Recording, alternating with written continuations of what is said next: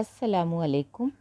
मिल्लत primary school Malvani Malad जमात चाहरुम मज़मून उर्दू।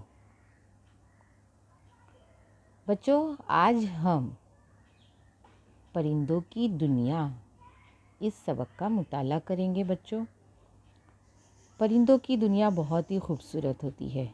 तो चलिए आज हम आपको परिंदों की दुनिया में लेकर चलते हैं। हमारे मुल्क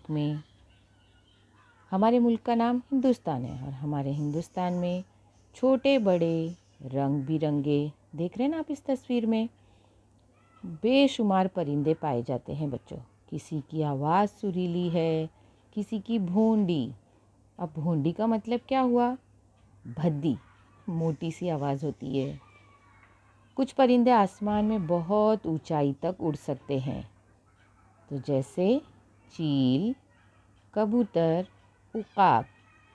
देख रहे हैं आप, ये उकाब सबसे ऊंचा उड़ने वाला परिंदा है। बच्चों, ये परिंदे बहुत ऊंचाई तक उड़ सकते हैं। अब कुछ परिंदे ऐसे होते हैं जो पानी में मज़े से तैरते हैं, जैसे बतख, मुर्गाबी वगैरह।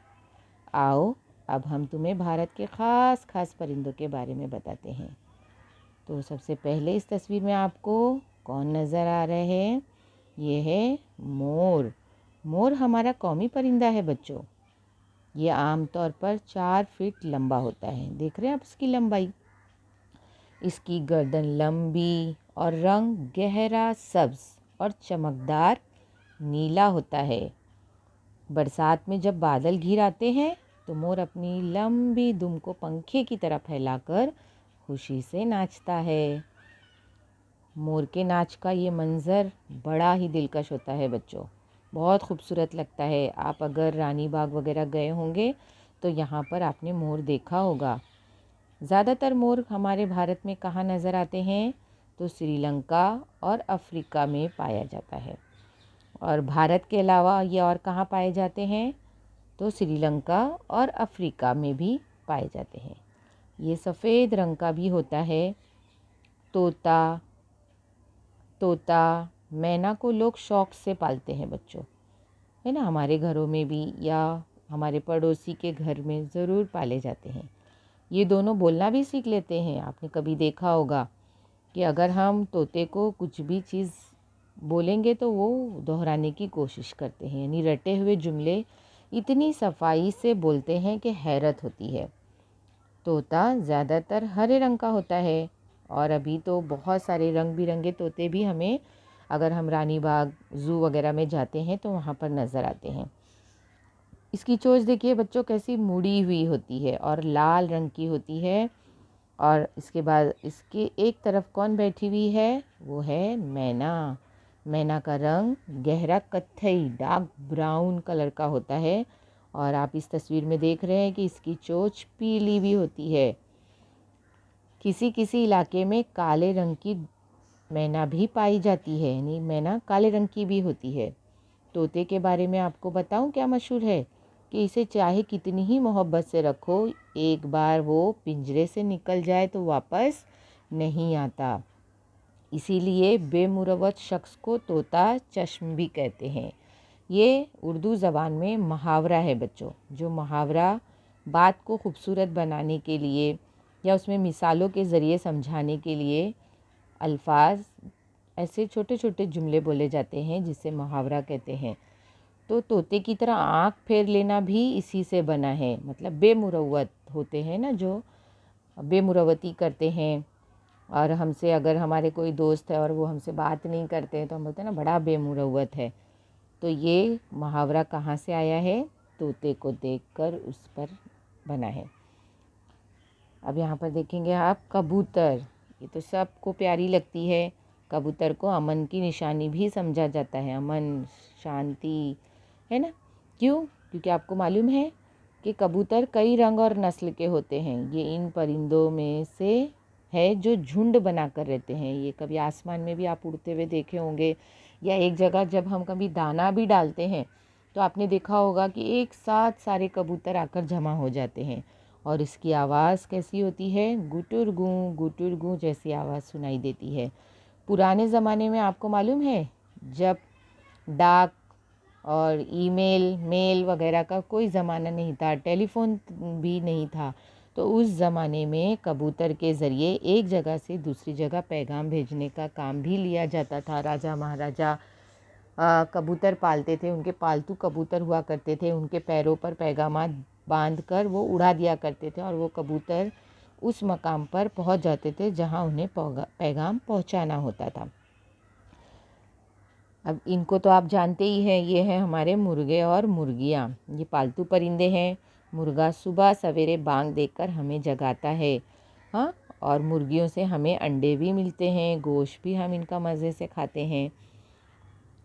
इसके बाद इस तस्वीर में देखिए, आपको नज़र आ रहे हैं बगला, सारस और हंस। ये एक ही तरह के नज़र आने वाले परिंदे हैं। बगले की जो टांगे होती है ना, वो लंबी लंबी होती है, आप इस तस्वीर में देख सकते हैं। और चोंच और गर्दन भी कैसी होती है, उसकी लंबी होती है। और दुम छोटी सी, आपको दुम नज़र भी नहीं आ रही होगी इस तस्वीर में, एकदम दुम छोटी सी होती है। बगले हमेशा नदी के किनारे रहते हैं। ये बड़े सीधे साधे नज़र आते हैं बच्चों, लेकिन मौका मिलते ही मछलियों को हड़प कर जाते हैं और इनका निशाना बहुत तेज़ होता है। अब देखिए सारस। सारस सफ़ेद होता है, इसके ऊपरी हिस्से पर कुछ लाल पर होते हैं। उड़ने से पहले सारस को हवाई जहाज़ की तरह ज़मीन पर दौड़ना पड़ता है। ये एक ही बार में उड़ नहीं सकता है, इसे दौड़कर, जैसे जहाज़ को आपने कभी देखा है ना, जहाज़ जब रनवे उड़ना होता है उसे, तो वो रनवे पर दौड़ता हुआ जाता है और फिर एक मकाम आता है जहाँ से वो अपनी उड़ान भरता है। तो उसी तरीके से सारस भी हवाई जहाज़ की तरह ही ज़मीन पर दौड़ता है और फिर उड़ान भरता है। हंस भी एक सफ़ेद खूबसूरत परिंदा है जो हमेशा अपनी हंसिनी के साथ तालाब में तैरता रहता है। इन दोनों परिंदों को तो आप बहुत अच्छे तरीके से जानते हैं। कौवा और कोयल दोनों काले होते हैं। कौवा ज़रा बड़ा होता है, आप देख रहे हैं तस्वीर में, और कोयल छोटी होती है। कौवा चालाकी के लिए और कोयल अपनी मीठी आवाज़ के लिए मशहूर है ना। हम किसी को मिसाल भी देते हैं कि अरे बाप, इसकी अरे अरे वाह, इसकी आवाज़ कितनी प्यारी है, तो हम क्या बोलते हैं, कोयल की तरह इसकी कूक है। तो जब आम के दरख्त पर जब बोर आते हैं, बोर का मतलब मालूम है आपको बच्चों, जो आम का जो फल होता है वो छोटा छोटा ऐसे एक दाने की तरह निकलता है और फिर उस फल के अंदर से एक छोटे छोटे जो फूल होते हैं बच्चों, और उस फूल से ही वो फल तैयार होता है, उसी को हम बोर कहते हैं। तो जब कोयल की कूक सुनाई देती है, जब आम के दरख्त पर बोर आते हैं तब कोयल की कूक कू सुनाई देती है। अब कुदरत ने परिंदों का जिस्म ऐसा बनाया कि वो आसानी से उड़ सकते हैं। इनमें बाज़ परिंदे ऐसे हैं जो छोटे छोटे कीड़े मकोड़े खाकर हमारी फसलों की हिफाजत भी करते हैं बच्चों, और कुछ परिंदे मुर्दार जानवरों का गोश्त खाकर माहौल को गंदा होने से बचाते हैं। आप इस तस्वीर में देखो, ये परिंदा हमारे माहौल का साथी है। क्यों? क्योंकि ये गिद्ध है। और ये गिद्ध क्या करता है आपको मालूम है? जो जानवर मर जाते हैं, जिनका दूसरे जानवर शिकार कर लेते हैं और वो यहाँ वहाँ उनका बचा हुआ गोश्त पड़ा हुआ होता है, और आपको मालूम होना चाहिए कि जब गोश्त ज़्यादा दिन तक पड़ा होता है तो उसमें से बू आने लगती है, बहुत ही गंदी बू आती है, तो उससे हवा में आलूदगी पैदा होती है। तो ये जो गिद्ध परिंदे हैं वो क्या करते हैं, वो ज़िंदा जानवरों का गोश्त नहीं खाते हैं, वो मुर्दा जानवरों का ही गोश्त खाते हैं और हमारे माहौल को गंदा होने से बचाते हैं। और इसमें इस तस्वीर में देखो, ये गिद्ध आपको नज़र आ रहे हैं। इसकी उम्र बहुत लंबी होती है, मगर इस परिंदे की तादाद बच्चों अब घटती जा रही है। परिंदे आमतौर पर घोंसलों में रहते हैं। आप सबको मालूम है, हम सबको मालूम है कि परिंदों के रहने की जगह उनका घोंसला होता है। ये अपना घोंसला बनाने में बहुत मेहनत करते हैं बच्चों। बाज़ परिंदे तो इतना खूबसूरत घोंसला बनाते हैं कि देखकर ताज्जुब होता है कि ये इन परिंदों ने बनाया है। और आपको मालूम है कि ये घोंसला बनाने के लिए किन चीज़ों का इस्तेमाल करते हैं? तो ये सूखे तिनके और छोटी मोटी लकड़ियाँ, घास फूस को उठा उठा कर लेकर जाते हैं जमा करते हैं और उनको मिला मिला कर अपनी चोंच के ज़रिए ये घोंसला बनाते हैं। आप इस तस्वीर में देखो कितने प्यारे प्यारे घोंसले आपको नज़र आ रहे हैं। इनमें सबसे ज़्यादा कारीगरी से बनाया हुआ घोंसला एक परिंदे का है और उस परिंदे का नाम है बया परिंदा।